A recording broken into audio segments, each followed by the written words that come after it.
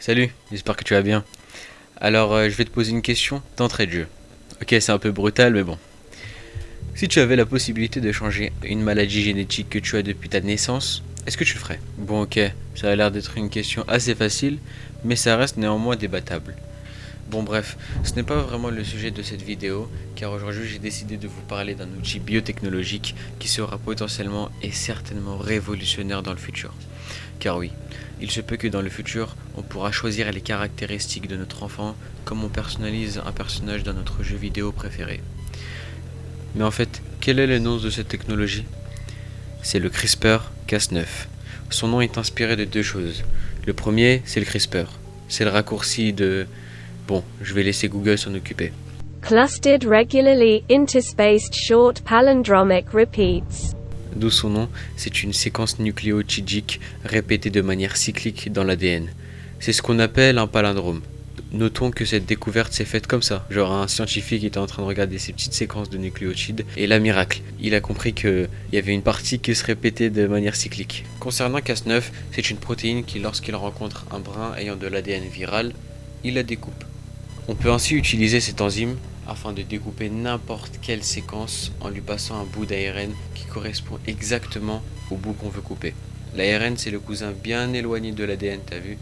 En fait, il diffère de l'ADN parce qu'il possède tout simplement qu'un seul brin et un petit nucléotide qui s'est incrusté, c'est l'uracile. Il a pour rôle de s'immiscer entre les brins d'ADN pour transcrire ces nucléotides sur une partie de la séquence souhaitée. Il se barre tranquillement. Et grâce à cet ARN, on pourra couper la partie de l'ADN qui nous intéresse, en lui faisant croire que cela est un virus.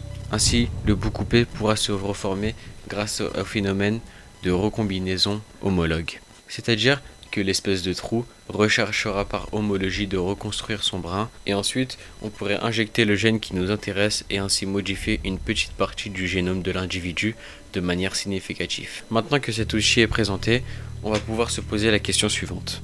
Quelles sont les limites de cette pratique? Premièrement, on pourrait parler du fait d'une petite marge d'erreur lors de la transcription de l'ARN, car oui, je te rappelle qu'elle doit orienter la coupure de la séquence d'ADN et orienter donc le complexe CRISPR.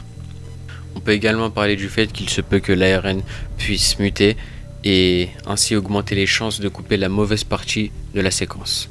Mais bon, ce cas reste assez faible, mais il ne faudrait pas l'exclure des scénarios possibles. Maintenant, une question éthique se pose. En ce qui concerne l'éthique, la question de l'utilisation du CRISPR-Cas9 reste complexe, car on est d'accord pour dire que la majorité des personnes seront d'avis à utiliser cette technologie pour des maladies génétiques, comme la mucoviscidose par exemple, causée par le gène CFTR. La décision d'utiliser cette technologie revient en fin de compte aux parents, car on sait très bien que les maladies génétiques sont le plus souvent diagnostiquées dès l'enfance. En fin de compte, ce sera les parents qui auront la décision d'utiliser cette technologie. Ainsi, dans le futur, on pourra même se dire que des petits changements dans le génome des individus pour des problèmes dits importants se feront au fur et à mesure du temps. Cependant, ces petits changements vont devenir peu à peu superficiels, car grâce à la découverte de nouveaux gènes spécifiques codant pour des traits de caractère seront sûrement découverts, puisque la découverte scientifique ne fait que d'augmenter et accroît de manière exponentielle. J'ai envie de vous présenter un exemple qui va vous faire cogiter un petit peu. Celui d'une mère sourde qui cherche donc à marier un homme sourd afin d'augmenter les probabilités à ce que son fils le soit aussi. Bien que cela puisse sembler choquant au premier abord, la motivation derrière ce choix est peut-être compréhensible, car en effet elle souhaite cela afin d'être en mesure de communiquer avec son enfant.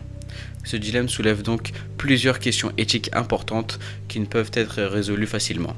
La biotechnologie sera sans doute une technologie de pointe dans le futur, mais son utilisation soulèvera également des questions sur les inégalités sociales, car ces modifications génétiques seront sûrement sur le marché et donc très coûteuses, ce qui signifie que seuls les plus riches pourront se permettre cette technologie. Cela pourrait créer une nouvelle forme de discrimination, la discrimination génétique, conduisant à des inégalités sociales qui va vous faire rappeler un monde que vous connaissez bien, le cyberpunk. Cependant, il est très important de noter que tout cela reste hypothétique et nous ne pouvons que spéculer sur l'avenir. Et peut-être d'ailleurs, tout ce que je raconte depuis le début de cette vidéo ne va pas se passer. Enfin, tu penses ?